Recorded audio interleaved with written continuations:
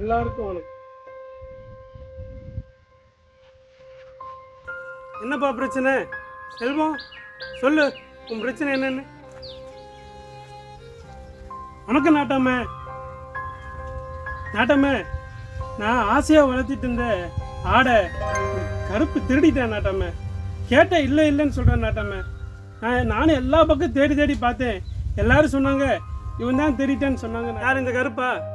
எப்போ கருப்பு செல்வத்தோட ஆடை நீ திருடினியா இல்லையா? சாமி கும்பிட்றேன் சாமி. ஆமாம் சாமி, எனக்கு செல்வத்தோட ஆடுன்னு தெரியாது சாமி.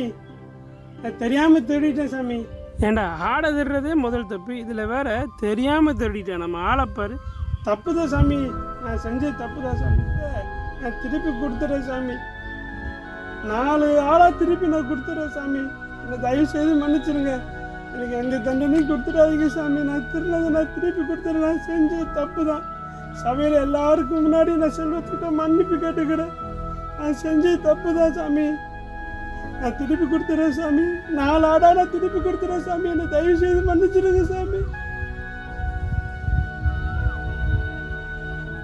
செல்வம், அவன் தான் திருநதுக்கு மன்னிப்பு கேட்குறான்ல, மன்னிச்சிட வேண்டியதானே? இல்லை நாட்டம்மே, அவனுக்கு நீங்கள் தண்டனை கொடுத்தே ஆகணும். அவனை கட்டி வச்சு அடிக்கணும்.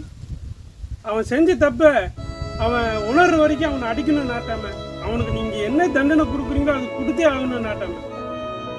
ஏய் செல்வம், நீ செஞ்ச எத்தனையோ தப்பு நான் உனக்கு மன்னிக்கல. நீ எனக்கு செஞ்ச துரோகத்தை எல்லாம் நான் உனக்கு மன்னிக்கல. ஏண்டா கேட்டேன், நான் மன்னிப்பு கேட்கிறேன், நான் திருப்பி கொடுத்துறேன், நாளத்தனையே திருப்பி தரேன்னு சொல்றேன். அவனை உன்னால மன்னிக்க முடியல. ஏய், உனக்கு ஒன்று தெரியுமா? இந்த பூமியில நம்ம எத்தனை பேரை நம்ம மன்னிக்கிறோமோ அந்த அளவுக்கு தாண்டா சொர்க்கத்திலையும் கடவுள் நம்மளுக்கு மன்னிப்பாரு. சங்கீதம் 32:1-2 சொல்லுது, எவனுடைய பாவங்களை கர்த்தர் மன்னிக்கிறாரோ, எவனுடைய அக்கிரமத்தை கர்த்தர் எண்ணாது இருக்கிறாரோ அவன் தாண்டா பாக்கியவான். டேய், மன்னிடா. அவன் செஞ்ச எல்லா தப்பும் மன்னிப்பு கேட்கிறான். இங்க பாருங்க ஜனங்களே, நீங்களும் நானும் மற்றவங்களை மன்னிக்கிறோமோ அந்த அளவுக்கு தான் நமக்கும் சொர்க்கத்துல, அதாவது பரலோக ராஜ்யத்துல இடம் கிடைக்கும். இங்க ஒருத்தரை மன்னிக்கிறதுக்கு அவ்வளோ கஷ்டப்பட்டு சின்ன சின்ன தப்பு கூட மன்னிக்க முடியாத இருதயம் உள்ளவங்களா நம்ம இருந்தோம்னா எப்படி பரலோகத்துக்கு போவோம்? மன்னிப்போம். மன்னிக்கிறது தான் இருக்கிறதுலே மிகப்பெரிய ஒரு குணம்.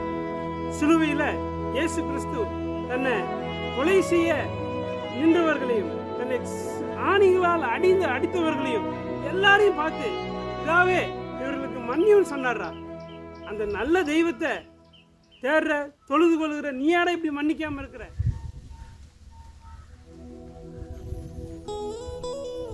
பரவாயில்ல நாட்டாம, வேண்டாம். அவன் செஞ்ச தப்பு ஒத்துக்கிட்டான் நாட்டாம, பரவாயில்ல, அவனை மன்னிச்சு விட்டுருங்க நாட்டாம.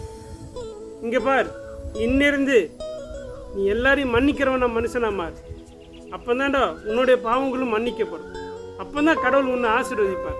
டேய், திருப்பி தப்பு செஞ்சுட்டு மன்னிப்பு கேட்கிறேன்னு திருப்பி பாவம் செய்யற பத்தியா, அதையும் கடவுள் வெறுக்கிறாரா. நல்ல மனுஷனா வாழ்ந்து போறான். உன்னையும் கடவுள் ஆசீர்வதிப்பார்.